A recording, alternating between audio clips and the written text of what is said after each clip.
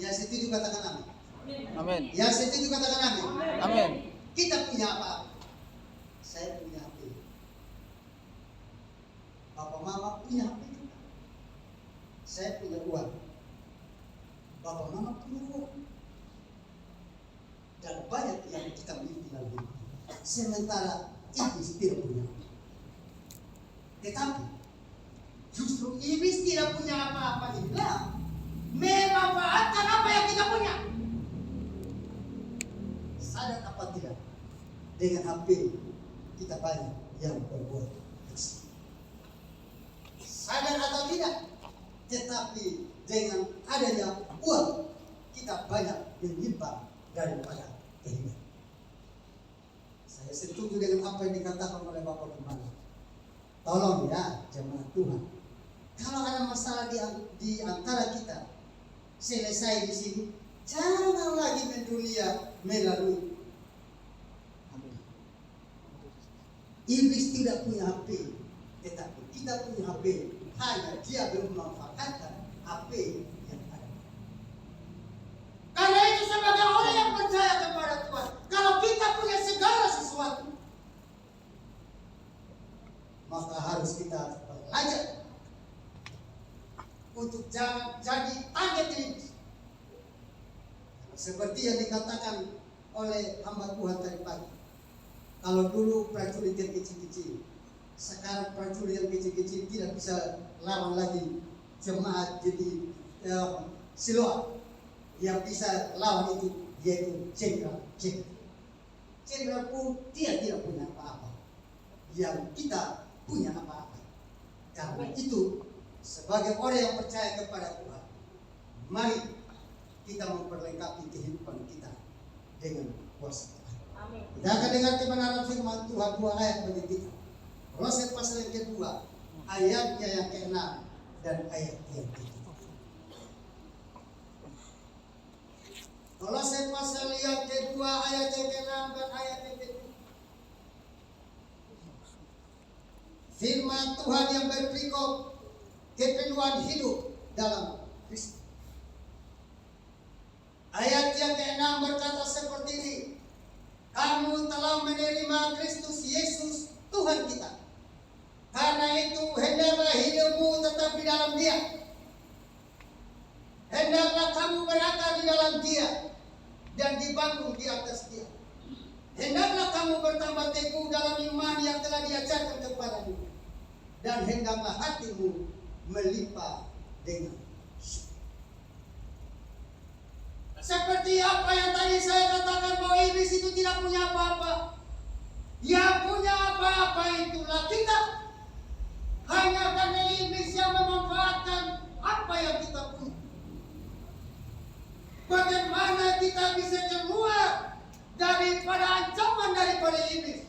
Maka hal ini yang harus kita lakukan, yaitu hidup kita harus dipenuhi dengan kepenuhan hidup di dalam Kristus. Artinya Bapak Mama yang dikasihi Tuhan, ketika hidup kita dipenuhi dengan Tuhan, dipenuhi dengan hal-hal rohani, maka tidak ada ruang bagi iblis. Yang setuju katakan amin. Waktu kehidupan rohani kita, ketika dipenuhi oleh kebenaran firman Tuhan, dipenuhi oleh Allah itu sendiri. Karena kita mengatakan bahwa kita ini adalah bait Allah, dan kalau Tuhan tinggal dalam hidup kita, maka tidak akan ada ruang bagi hal-hal yang lain untuk tinggal di dalam hidup kita. Yang lain itu boleh katakan amarah, dengki, fitnah, kepahitan. Kemarin kami jalan-jalan, tiba-tiba kami masuk dalam sebuah keluarga. Dan saya berdoakan keluarga itu. Dia bilang 5 menit saja, saya mau sampaikan ini. Ada dari teman-teman bahwa kami sementara melakukan pekerjaan Tuhan. Dia bilang 5 menit saja. Dan dia sampaikan seperti ini dan seperti itu. Saya bilang, apa yang Bapak sampaikan itu Alkitab sudah sebutkan. dari Kejadian sampai Wahyu, bahwa semua yang kita beritakan itu disimpulkan hanya satu saja, yaitu kasih.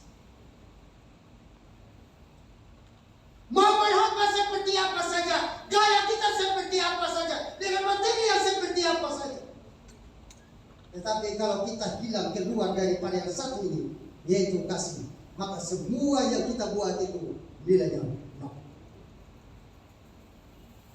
Mengapa dikasih oleh Tuhan kita Yesus Kristus? Iblis berjalan keliling untuk mencari mangsa, untuk menekannya. Tetapi kalau bagi orang yang hidupnya dipenuhi oleh Tuhan, bagi orang yang hidupnya dipenuhi oleh Roh Kudus, maka tidak ada tempat bagi iblis, tidak ada ruang bagi iblis untuk memporak-poranda kehidupan kita. Oleh sebab orang yang memiliki kepenuhan hidup di dalam Kristus, maka hal yang pertama yang dia harus lakukan yaitu ayat ketiga. Kamu telah menerima Kristus Yesus Tuhan kita, karena itu hendaklah hidupmu tetap di dalam Dia. Yang pertama, bahwa kamu telah menerima Yesus Kristus. Kita sudah terima Yesus Kristus Tuhan sebagai juru selamat kita, penebus hidup kita. Hanya Yesus satu-satunya yang menyelamatkan kita, dan kita sudah terima itu. Maka hal yang pertama yang kita mesti buat, yaitu hidup kita harus tetap di dalam Dia. Waktu kita tetap di dalam Dia, maka kita memiliki kehidupan yang olehnya dunia tidak memiliki. Waktu kita tetap di dalam Dia, maka hidup kita tidak akan tersesat.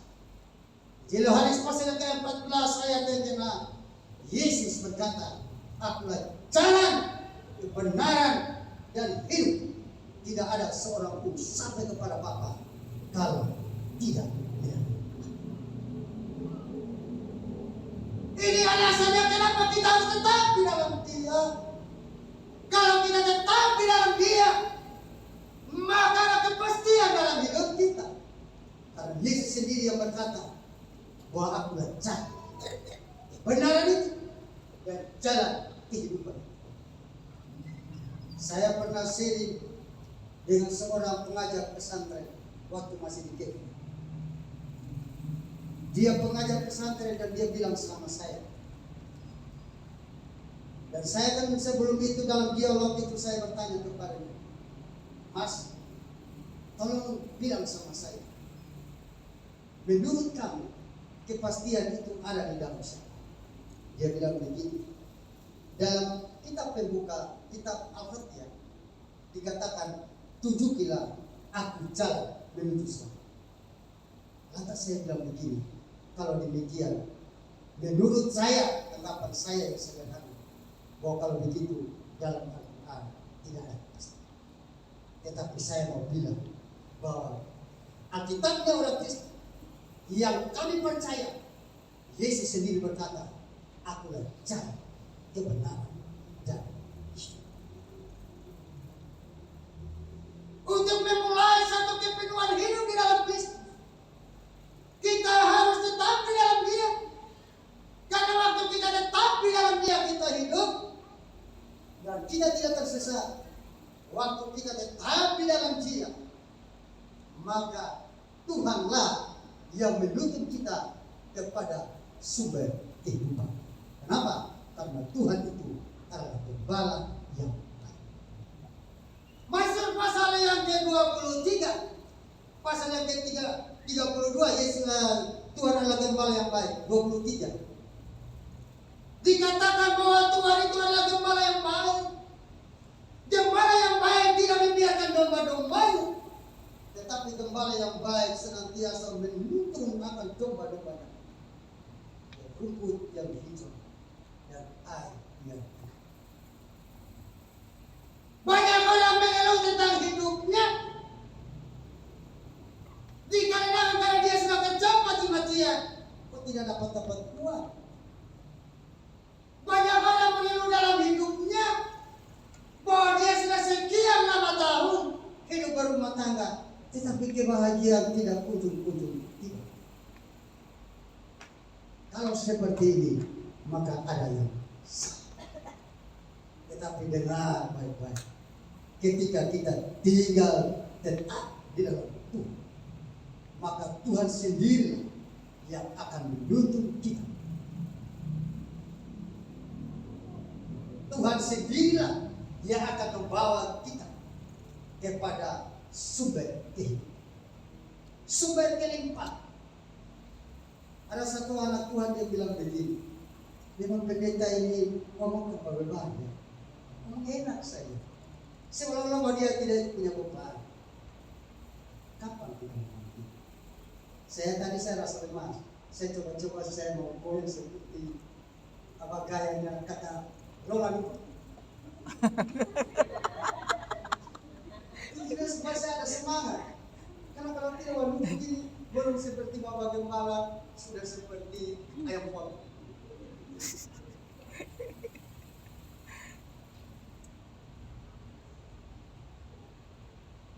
Iblis tidak ada tempat dalam hidup kita. Kalau benar-benar kehidupan kita dipenuhi dengan firman Tuhan, dia tidak akan ada tempat dalam hidup kita. Tetapi ini yang mesti kita buat, yaitu harus tetap tinggal di dalam.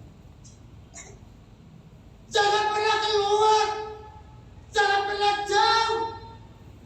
Biar kita semakin hari semakin tetap di dalam. Tetap di dalam dia, itu berarti dekat dengan Tuhan. Amin. Amin. Tetap di dalam dia, itu berarti dekat dengan Tuhan. Orang yang dekat dengan Tuhan, Mazmur pasal yang ke-62, hanya dekat Allah saja aku tenang, daripadanya lah keselamatan.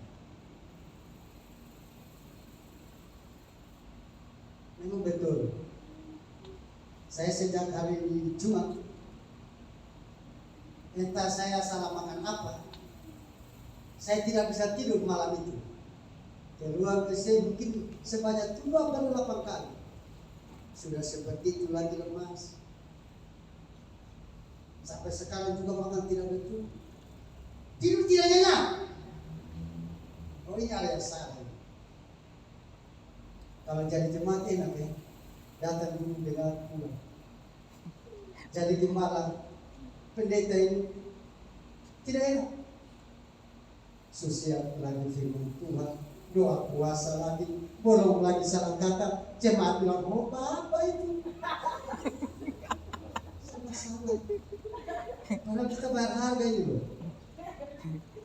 Baca firman Tuhan, tidur tidak enak. Mau tidur besok buat apa? Harus tidur sah.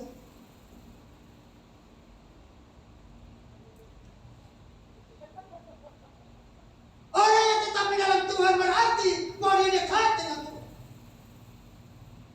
Pastikan bahwa kita orang yang dekat dengan Tuhan. Orang yang dekat dengan Tuhan hidupnya tenang. Amin. Sambil tidak ada masalah. Oh banyak.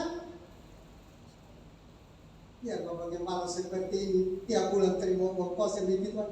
Hanya saja karena tidak jelas. Dari pagi beliau bilang, woi Bapak saya tadi makin tidur, saya doa kasih Bapak.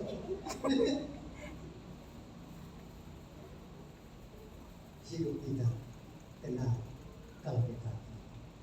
Hanya dekat Allah saja aku tenang, daripada nyala keselamatan. Hanya dia gunung batu, kota baik itu aku tidak. Yang kedua, kembali kepada pembacaan firman Tuhan, Kolose pasal yang kedua. Kamu telah menerima Kristus Yesus Tuhan kita. Karena itu hendaklah hidupmu tetap di dalam Dia. Hendaklah kamu berakar di dalam Dia. Orang semakin dia berakar, maka semakin hari dia semakin cinta Tuhan.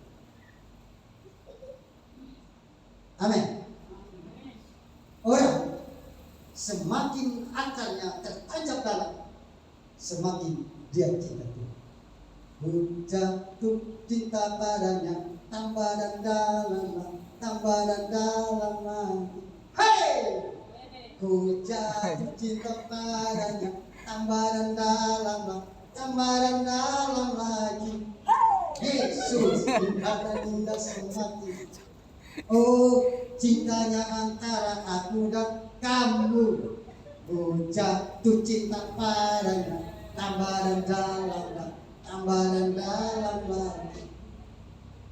Ada sukacita yang kita dapat dalam hidup kita. Ada senyum yang melebar dalam kehidupan kita. Karena ternyata kita adalah orang-orang yang orang yang hidupnya tertancap ke dalam seperti apa. Hidupnya tidak akan tergoyahkan dengan apapun juga. Dia berani mengambil satu komitmen bahwa sekali Tuhan tetaplah Tuhan. Orang yang berakal di dalam Tuhan, maka dia berani berkata sama seperti Yohanes Pembaptis, biar dia semakin bertambah dan aku semakin kecil. Yohanes pasal yang ketiga ayat yang ke-30. Itulah yang dikatakan oleh Yohanes. Karena ternyata dia melihat bahwa ada yang telah dibuat oleh Tuhan. Orang sakit disembuhkan, yang lumpuh berjalan, yang mati sekalipun dibangkitkan. Yang ketiga dikatakan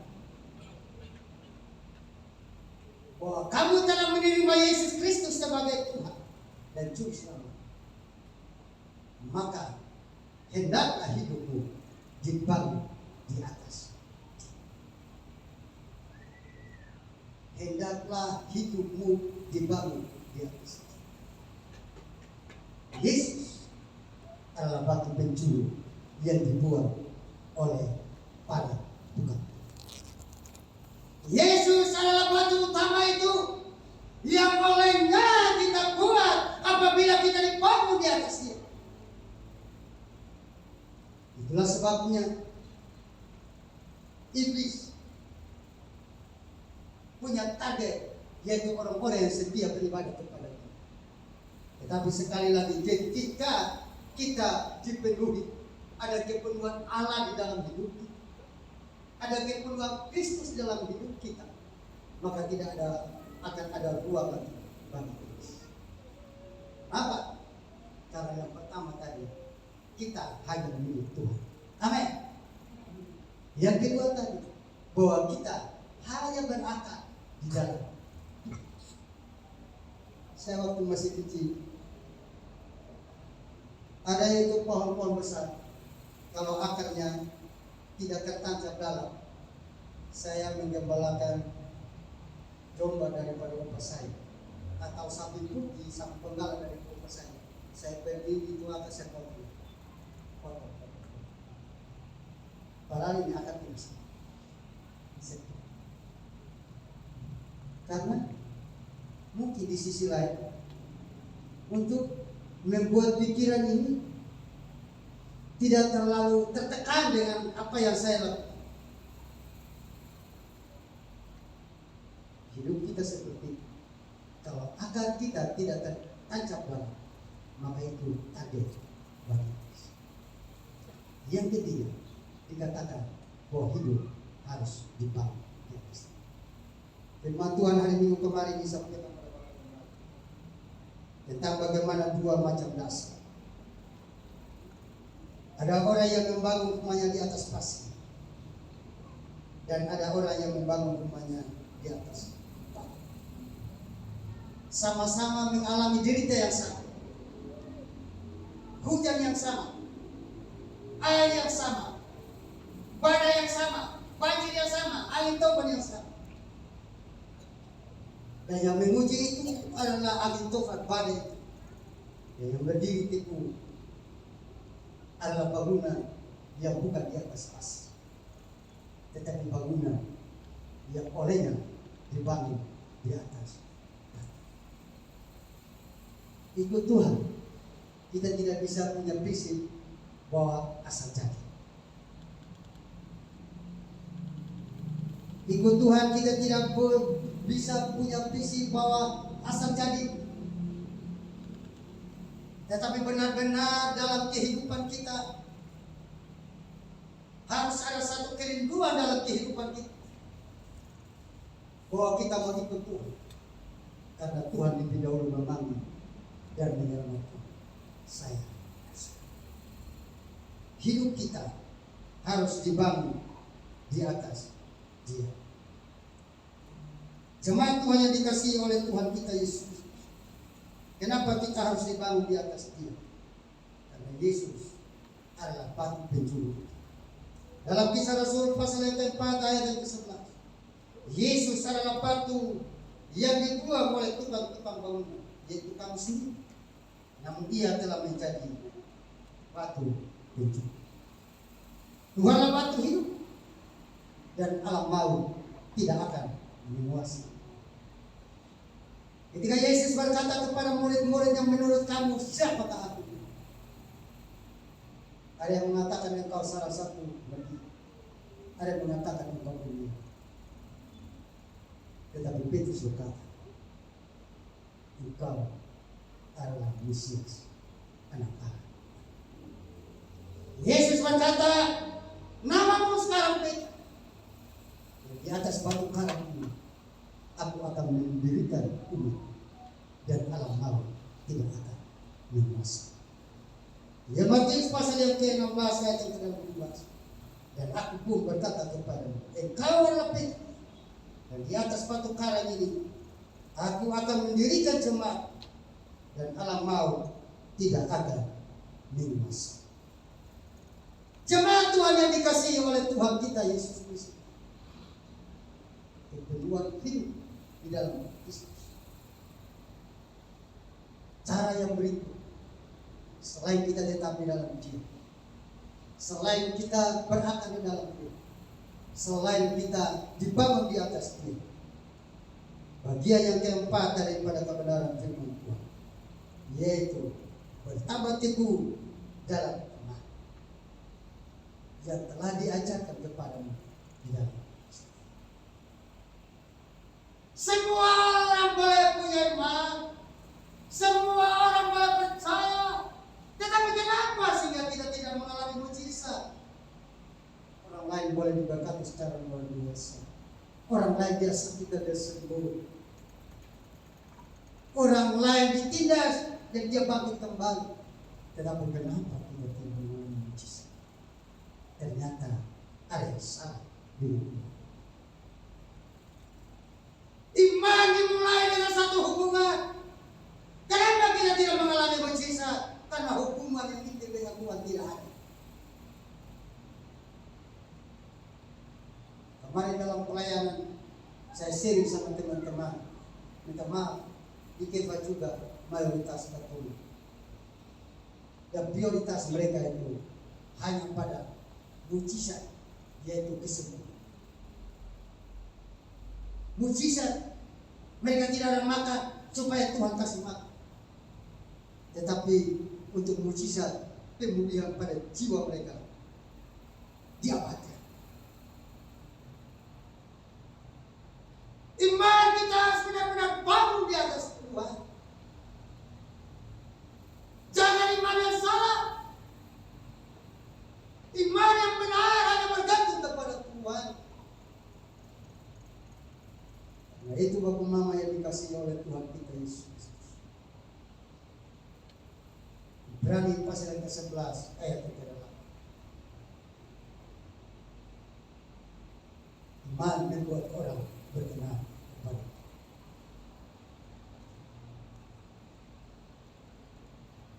Ibrani pasal yang ke-11 ayat yang ke-8.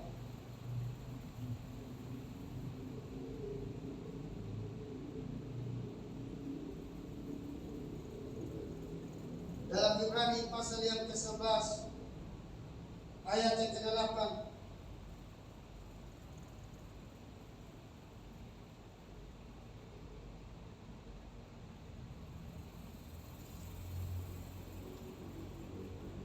tidak maaf Bapak Mama, di situ dikatakan bahwa kalau tanpa iman maka orang tidak berkenan kepada. Iman yang seperti apakah yang berkenan kepada Tuhan? Yaitu iman di mana didirikan di atas Yesus sendiri. Itu sebabnya Bapak Mama dikasih itu. Orang yang memulai kehidupan untuk sesuatu yang ilahi, sesuatu yang benar, penuh dalam kehidupan, maka dia memulai membangun iman yang benar, yaitu iman yang benar di dalam Yesus Kristus Tuhan. Jemaat Tuhan yang dikasihi oleh Tuhan kita Yesus. Bagian yang terakhir daripada kebenaran firman Tuhan. Dalam pembacaan kita ayat yang ke-7 dikatakan seperti ini.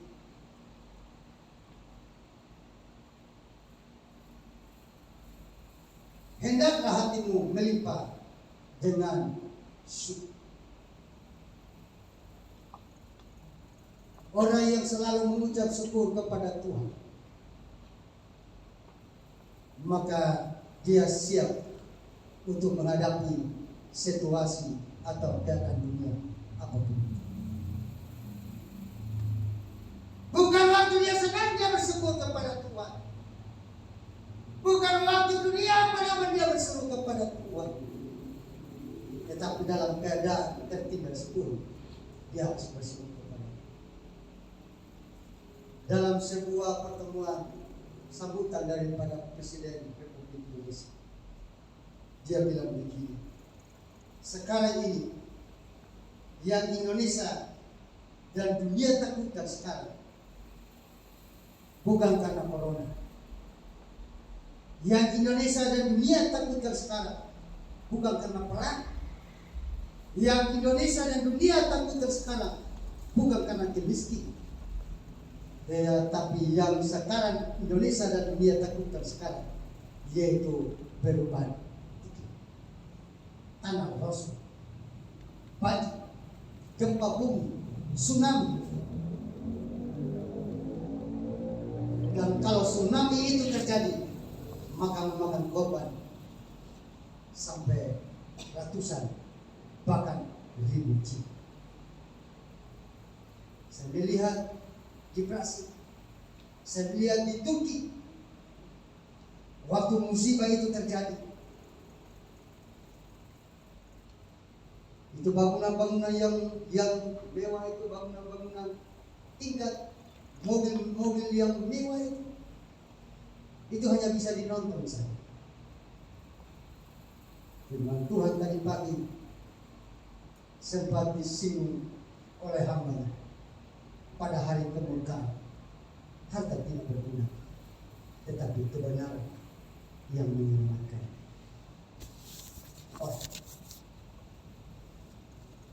Dalam Amsal pasal yang ke-11 ayat 14 ayat 4 sempat disinggung oleh hamba Tuhan. Hanya kebenaranlah yang menyelamatkan. Itulah sebabnya Bapak dikasihi oleh Tuhan kita Yesus Kristus. Hal yang kelima yang kita harus lakukan dalam hidup kita, supaya kita ini jangan menjadi target dari iblis. Maka yang kelima yang harus kita lakukan, hidup kita harus dipenuhi dengan ucapan. Ternyata masalah itu baik bagi kita.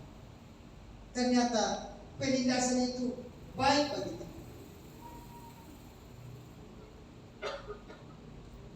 Daud berkata seperti Mazmur pasal yang ke-119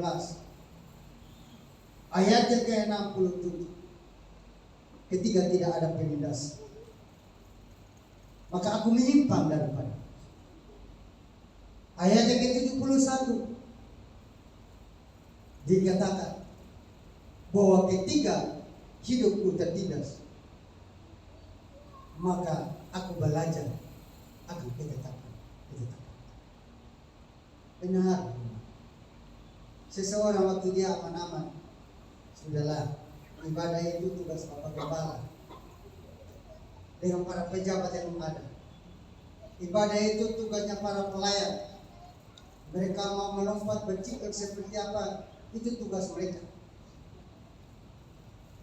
Yang aman-aman, yang tidak mengalami apa-apa. Nanti kalau mimpi baru datang kembali. Daud beda. Bahwa ternyata dalam keadaan yang nyaman, dia menyeleweng, menyimpang daripada itu. Tetapi ketika ada masalah, ada penindasan, disitulah dia belajar tentang ketetapan.